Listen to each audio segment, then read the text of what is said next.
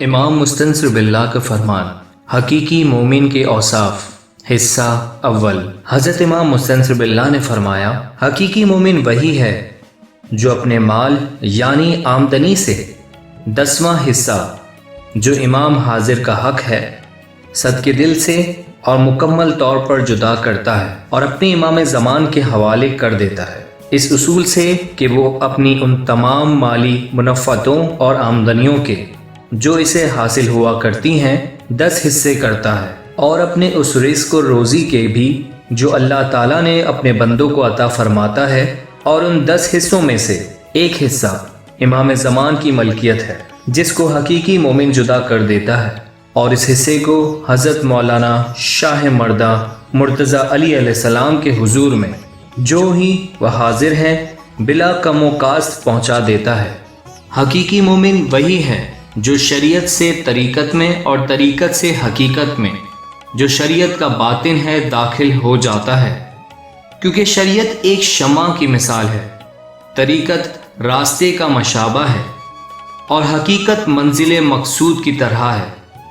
مومن کو کوشاں رہنا چاہیے تاکہ شمع کی روشنی میں سیدھے راستے پر چل سکے اور خانہ حقیقت میں داخل ہو جائے، اور حقیقت کی بنیاد امام زمان کو پہچاننا ہے، اور ہر چیز کا مقصد اس کی اندرونی اصلیت ہی ہے، کیونکہ چیز کا نچوڑ مغز اور رس تو وہی ہے، پس شریعت سے پیغمبر سلم کی غرض سے اس کا اندرونی مطلب ہی ہے جس کا نام حقیقت ہے، جو امام وقت کی پہچان معرفت پر قائم ہے۔ حقیقی مومن وہی ہے جو عالی ہمت ہوتا ہے، اور حقیقی مومن وہی ہے جو 12 مہینے یعنی سال بھر اچھے کام اور اعمال صالح بجا لاتا ہے،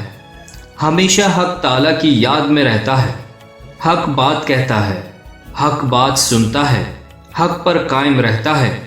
راہ حق پر چلتا ہے، اس کا قلب پاک ہوتا ہے